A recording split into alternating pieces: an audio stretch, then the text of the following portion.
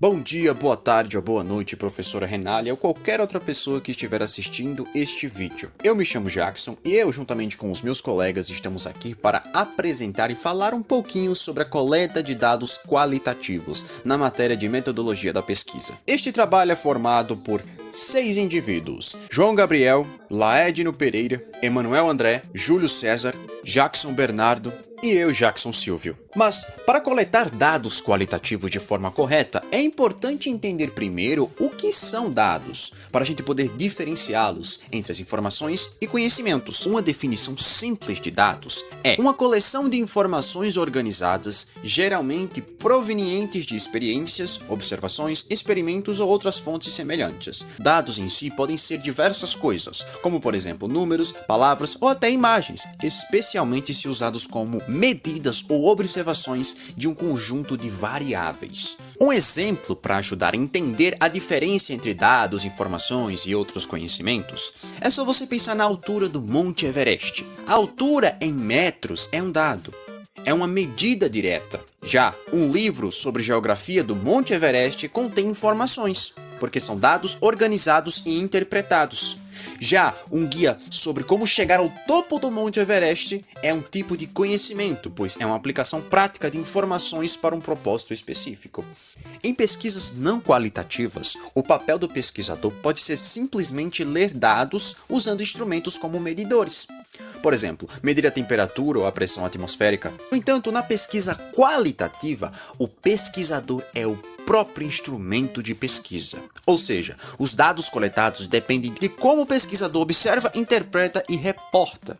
O que você vê e como descreve é filtrado por suas próprias percepções e entendimentos. Assim, mesmo que os eventos originais sejam externos, a coleta de dados qualitativa sempre terá um componente subjetivo, pois depende do que o pesquisador percebe e como ele dá sentido a esses dados. Portanto, ao coletar dados qualitativos, lembre-se de que o pesquisador é a parte do processo. Seu próprio pensamento e as interpretações que você faz influenciam a forma como os dados são coletados e relatados.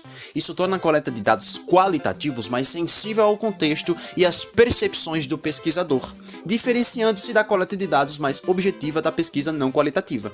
Bem, já que entendemos mais por cima o que significam dados e as suas diferenças de informações e conhecimentos, vamos entender como é que funciona o processo de coleta desses dados em si. Olá, meu nome é Laedno e hoje vamos falar sobre um aspecto crucial da pesquisa qualitativa, a coleta de dados. Este é um processo pelo qual reunimos informações que serão a base para nossas análises e conclusões. A coleta de dados é o coração da pesquisa qualitativa. É o momento em que entramos em contato com o nosso objetivo de estudo, através de entrevistas, observações ou análise de documentos. Cada método tem suas peculiaridades e exige uma abordagem cuidadosa para garantir a qualidade e a integridade dos dados coletados. Existem várias abordagens, cada uma com suas características distintas. Entrevistas, que se trata de conversas direcionadas que podem variar de estruturadas a semi-estruturadas, permitindo-nos entender as perspectivas individuais. Observação, um registro atento de comportamentos e interações em seu ambiente natural, proporcionando uma visão rica do contexto social. Análise de documentos, uma análise de materiais escritos ou visuais que oferece insights históricos ou contextuais. Nosso objetivo é capturar a realidade tal como ela se apresenta, sem distorções.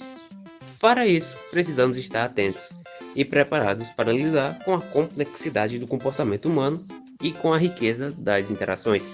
Ao longo desta apresentação, vamos discutir as estratégias que podemos usar para a coleta de dados de forma eficaz, os desafios que podemos enfrentar e como superá-los. Obrigado. Bem, agora eu irei falar um pouco sobre o método da entrevista. Todas as entrevistas envolvem interação entre um entrevistador e um participante.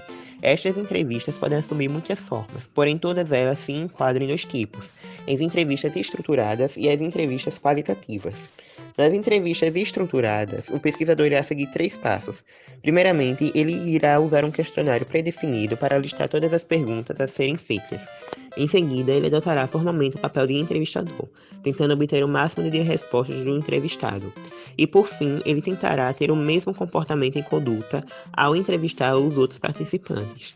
A ação que também será roteirizada, para que deste modo se garanta que haja uma coleta de dados mais uniforme.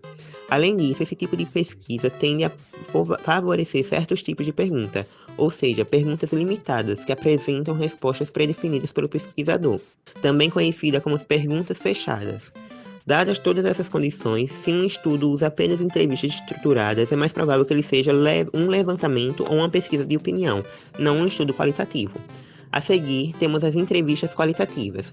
Nesse tipo de entrevista, é provavelmente o mais dominante na hora de entrevistar na pesquisa quali. Ela apresenta mais flexibilidade, pois não usa um roteiro rígido e pré-definido. Suas respostas podem variar na franqueza de suas palavras, sendo sincero em alguns pontos e mais recartados em outros. Em resumo geral, temos que em entrevista estruturada, o pesquisador controla as perguntas e as respostas e são limitadas para entender tendências ao longo do tempo. E nas entrevistas qualitativas, os participantes falam livremente sobre suas experiências, são focadas em entender tendências e mudanças ao longo do tempo, e são mais longas e podem envolver várias entrevistas com o mesmo participante. Por fim, temos algumas práticas recomendadas para a entrevista qualitativa, que são falar moderadamente. O pesquisador deve falar menos que o participante para que haja um estímulo à resposta mais detalhada. Não ser diretivo, ou seja, o objetivo é permitir que o participante expresse suas visões sem direcionamento, revelando suas próprias percepções de mundo. E, por fim, manter-se neutro, pois a neutralidade inclui a linguagem corporal e verbal e ajuda a criar um ambiente onde o participante se sinta à vontade para compartilhar abertamente suas experiências, além de ajudar a não adulterar os resultados obtidos com seu julgamento próprio. Agora que já saímos da parte das entrevistas, vamos entrar na pesquisa qualitativa com o método de observação. A observação é um processo de coleta de dados através da observação, como o nome da própria já diz. Essa observação pode ser direta ou sistemática, sendo de eventos ou de interações em contextos naturais, permitindo assim uma melhor compreensão dos significados subjacentes, e assim capturando uma dinâmica social sem intervenção artificial. Bom, existem 4 tipos de observação: a observação de participantes, de observação de não participantes, a observação estruturada e a observação não estruturada. A primeira é a observação de participante, é onde o pesquisador se envolve ativamente nos ambientes onde está sendo estudado, e assim participando das atividades e interagindo com os participantes. Isso permite uma melhor compreensão mais aprofundada das perspectivas e da experiência dos envolvidos. Já a segunda é a observação de não participantes, é onde o pesquisador observa os participantes sem participar diretamente das atividades, isso permitindo uma observação mais objetiva, mas pode resultar em uma compreensão menos aprofundada das experiências dos participantes. Já na observação estruturada, é onde o pesquisador ele segue um roteiro, ou seja, ele segue um plano pré-definido, para assim observar com mais objetivos, e assim ele escolhe temas específicos a serem investigados. Isso proporciona uma consistência nos dados que facilita na hora de analisar. Já na observação não estruturada, o pesquisador ele observa de forma mais flexível, praticamente ele é livre. Isso ele não precisa seguir nenhum roteiro, nenhum plano. Isso permite uma exploração mais aberta dos fenômenos que está sendo estudado, mas pode resultar em dados menos organizados e mais difíceis de se analisar. Registro de dados da observação.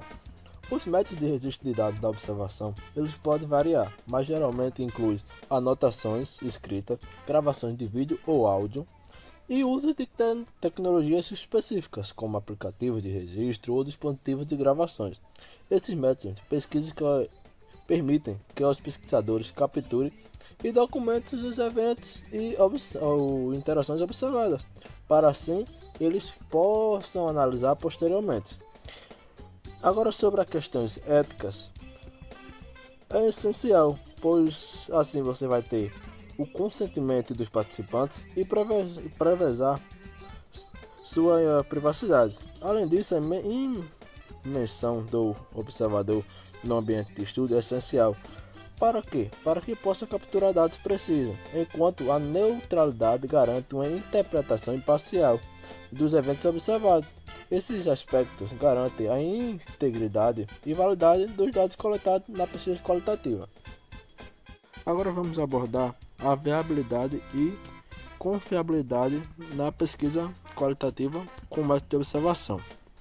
Na validade, garante a precisão dos dados em relação ao fenômeno que está sendo estudado e observado, enquanto a confiabilidade ela assegura consistência e estabilidade dos resultados entre os diferentes observadores ao longo do tempo.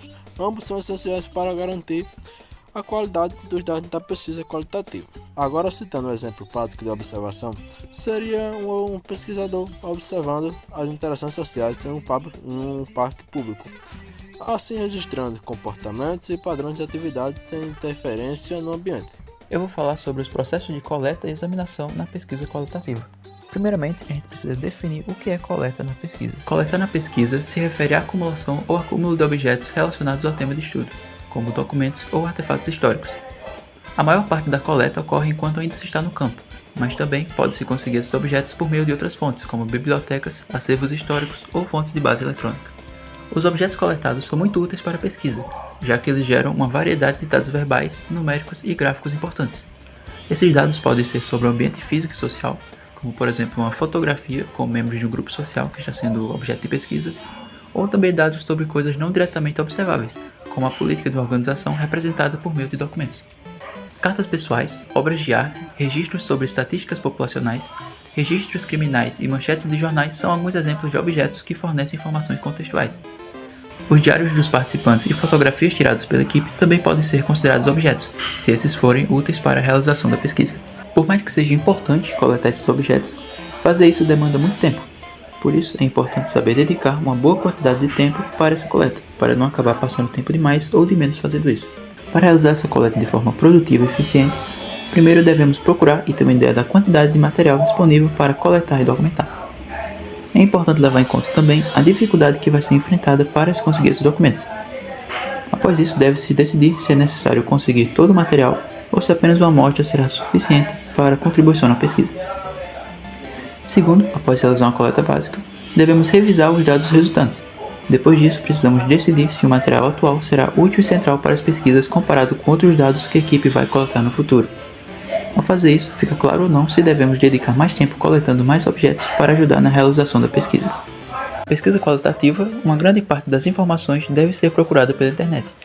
Mas para fazer isso, é sempre bom ficar alerta a respeito das informações enviesadas. É preciso se informar sobre os vieses amplamente reconhecidos associados à fonte.